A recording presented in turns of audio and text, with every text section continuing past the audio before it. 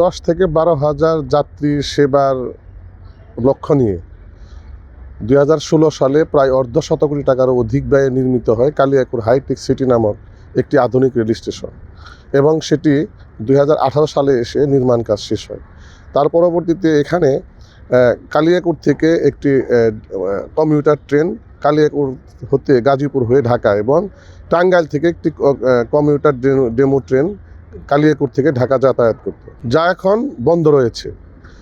আমরা সাধারণ যাত্রীদের সাথে, সাধারণ মানুষের সাথে কথা বলে যেটি জানতে পেরেছি যে এখানে ঢাকা থেকে উত্তরবঙ্গগামী যে ট্রেনগুলো আসে সেখানে যদি এই কালিয়াকৈর স্টেশনে যদি স্টপেজ করা হয় এবং উত্তরবঙ্গ থেকে ঢাকাগামী যে ট্রেনগুলো আসে সেগুলো যদি একাধিক ট্রেন এখানে স্টপেজ করা হয় তাহলে কালিয়াকৈর থেকে ঢাকাগামী যে যাত্রীগুলো আছে তারা স্বাচ্ছন্দ্যে এবং নির্বিঘ্নে তারা ঢাকা পৌঁছতে পারবে। কালিয়াকৈর হাইটেক রেল স্টেশনে যদি আন্তনগর কিছু ট্রেন যেমন রাজশাহী এক্সপ্রেস,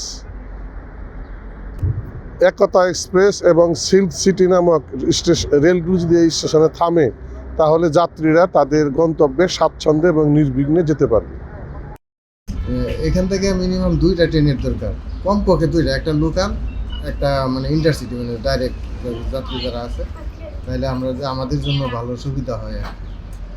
এই যে দেখেন, আমি আজকে আসছি ঢাকা লোকাল ট্রেন ধরার জন্য, ধরতে পারলাম না, এমনি ধরেই নেই, চলে গেছে। এই জন্য আমাদের খুবই মানে হ্যারাসমেন্ট হতো।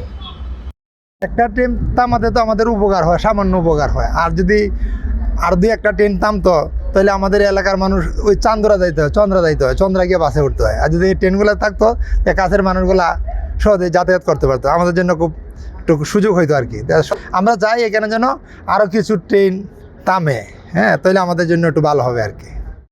কমিউনিকেশনটা আসলে সুন্দর করার জন্য যদি আরও বেশি ট্রেন আসে এবং সময় টু সময় যদি বেশি ট্রেন আসে তাহলে যাতায়াত ব্যবস্থাটা আরও সুন্দর হবে। যেহেতু এখন একটা আইসিটির যুগ, যেহেতু কমিউনিকেশনটাকে সুন্দর করার একটা যুগ এবং সময় এবং যেতে মানে শ্রমটা কম লাগে, তার জন্য ট্রেনের ব্যাপক ব্যবহারটা দরকার আসলে। আরও লোকজন আসতো এবং ট্রেনে প্রচুর লোক হয়। প্রতিদিন আপ ডাউনে 32খানা ট্রেন যাওয়া আসা করে। এর মধ্যে সিরাজগঞ্জ এক্সপ্রেস ট্রেনটি যাত্রা বিরতি দেয় ঢাকাগামী।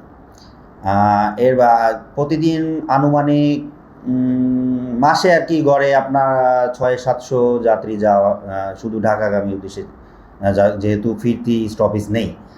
আর আমাদের এখানে স্টপেজের ক্ষেত্রে যদি বলেন তাহলে যেহেতু এখানে উত্তরবঙ্গের প্রবেশদ্বার, সেই ক্ষেত্রে আপনার পর্যাপ্ত পরিমাণে যাত্রী চাহিদা আছে।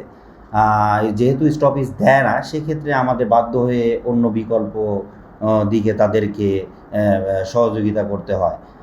আশা করি এখানে স্টপেজ দিলে আমরা প্রচুর যাত্রী সেবা দিতে সক্ষম হব। কালিয়াকৈর হাইটেক রেল স্টেশনে প্রতিদিন 32টি ট্রেন চলাচল করে। এর মধ্যে আন্তনগর এবং লোকাল ট্রেন রয়েছে। তো এর মধ্যে মাত্র একটি ট্রেন এই স্টেশনে থামে। তো আমরা ইতিমধ্যে জেলা প্রশাসক এবং আমাদের জনপ্রতিনিধি যে রয়েছেন এমপি মহোদয়কে জানিয়েছি এই বিষয়ে, এবং তারা ঊর্ধ্বতন কর্তৃপক্ষদের সাথে আলোচনা করে এই বিষয়ে দ্রুত ব্যবস্থা গ্রহণ করবে বলে আমাদেরকে আশ্বাস দিয়েছেন।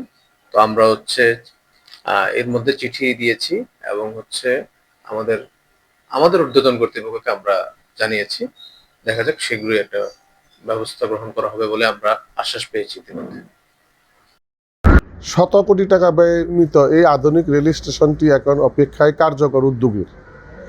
কারণ মানুষের প্রত্যাশা এই আধুনিক স্টেশনে যদি একাধিক ট্রেনের স্টপেজ বাড়ানো হয় তাহলে এই প্রকল্পের প্রাণ ফিরে পাবে। কালিয়াকৈর থেকে এলওয়ার শিকদার, CNN বাংলা টিভি।